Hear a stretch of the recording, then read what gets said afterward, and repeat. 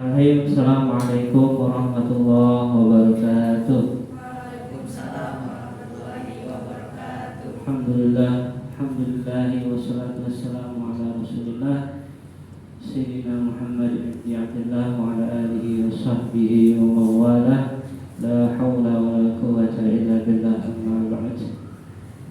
Hadratul Mukarramin, para dewan guru, karyawan, seluruh siswa-siswi kelas 7, 8, dan 9 SMP Sultan Hasanuddin, baik yang ada di sekolah offline maupun yang ada di rumah online. Alhamdulillah, puji syukur hanyalah milik Allah Subhanahu wa taala, yang mengucapkan alhamdulillah. Mudah-mudahan rasa syukur kita ditambah lagi oleh Allah dengan rasa syukur dengan nikmat-nikmat yang lainnya, terutama nikmat Islam, iman, sehat, walafiat. Mudah-mudahan Allah berikan kebaikan, keberkahan hidup kita di dunia dan di akhirat. Selanjutnya salawat dan ini salam keharibaan baginda Rasulullah Nabi Muhammad Sallallahu Alaihi Wasallam beserta para keluarga, sahabatnya, serta para pengikutnya. Mudah-mudahan kita semuanya nanti dikumpulkan di yaumul qiyamah, nanti di padang mahsyar dalam naungan syafaat baginda Nabi besar Muhammad sallallahu alaihi wasallam. Allahumma shalli ala sayyidina Muhammad wa ala ali sayyidina Muhammad. Baiklah, kita mulai kegiatan peringatan Maulid Nabi Muhammad sallallahu alaihi wasallam tahun 1443 Hijriah ini di SMP Sultan Hasanuddin. Kita awali dengan pembacaan tahlil. Kita kirimkan doa, kita panjatkan doa untuk para guru-guru kita, para perintis Yayasan Sultan Hasanuddin, para guru-guru SMP Sultan Hasanuddin yang telah meninggalkan kita terlebih dahulu, pada para orang tua, para saudara. Mudah-mudahan Allah senantiasa memberikan cucuran rahmat maghfirahnya, dilapangkan kuburnya, dijadikan kuburnya radhah dari jannah. Al-Fatihah ila hadratin Nabi Muhammad sallallahu alaihi wasallam wa ala alihi wa ashabihi wa zurriyyatihi wa ahli baitihi ajma'in. Al-Fatihah li ikhwanihi al-anbiya wal mursalin wal awliya wal syuhada was salihin wal a'immatul mujtahidin wa masyayikhina fid din, khususan Qutb Rabbani Syekh Abdul Qadir Al-Jilani radhiyallahu anhu, wa Fatihah li Qutbil Irfan Abi Bakar Al-Syifan Al-Syifan ilahi al-Hasan ilahi Qutbil ilahi Syekh Muhammad lahabi Allah min adwatan Idris بالألفاظ النبرة نبي الله بن إبراهيم العطش وشيخنا علي بن عبد الله الضاع ورسوله الله إبراهيم والبدر بالأقسام على نبي الله بن محسن العطش كما ينفع وإلى رهيب بالإرشاد نبي الله بن علي الحداك نبي الله بن نبي أحمد بن أحد الكنكم قريباتا ولا رهيب بالإرشاد إذن الإسلام صاحب الله سبحانه وتعالى بقوله يشهد على الشيء والذي أبي عامل على الشيء والذي أبي مسلم على الشيء وهذا أبي kita tidak ada syekh atas syukur wa ila nabi Muhammad bin Najihun wa ila ijabah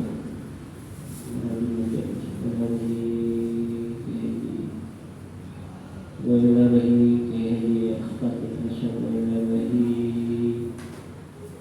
كهدي تنطق زكايا أزرق وإلى بهي بقى نشر وإلى بهي جميع بهي مؤسسين مؤسسة سلطان حسنُddin وجميع المعلمين والمدرسين سلطان حسنُddin وجميع بهي أبائنا وأمهاتنا وأجدادنا وجداتنا وعمامنا وعماتنا ورسولنا وأخواننا وذكركم علينا أجمعين أن الله يغفر ذنوبهم وتقبل أعمالهم، أن الله يجعل درجاتهم في الجنة وينفعنا ببركاتهم وأسرارهم وأموالهم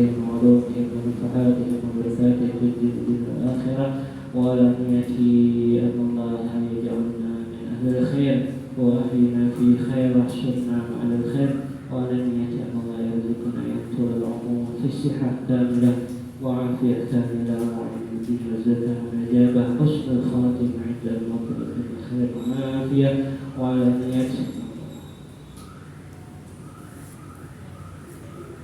تقبل الدعاء تقبل حاجاتنا وحسن مقاصدنا في الدنيا والآخرة وإلى حضرة النبي محمد صلى الله عليه وسلم الفاتحة. أعوذ بالله من الشيطان الرجيم. بسم الله الرحمن الرحيم. الحمد لله رب العالمين الرحمن الرحيم مالك يوم الدين إياك نعبد وإياك نستعين اهدنا الصراط المستقيم صراط الذين أنعمت عليهم غير المغضوب عليهم ولا الضالين آمين. بسم الله الرحمن الرحيم. قل هو الله أحد الله الصمد لم يلد ولم يولد ولم يكن له كفوا أحد. بسم الله الرحمن الرحيم. قل هو الله أحد الله الصمد لم يلد ولم يولد ولم يكن له كفوا أحد.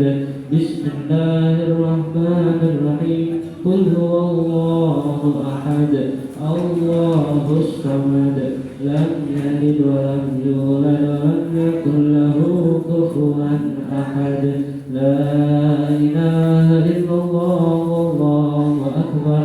بسم الله الرحمن الرحيم.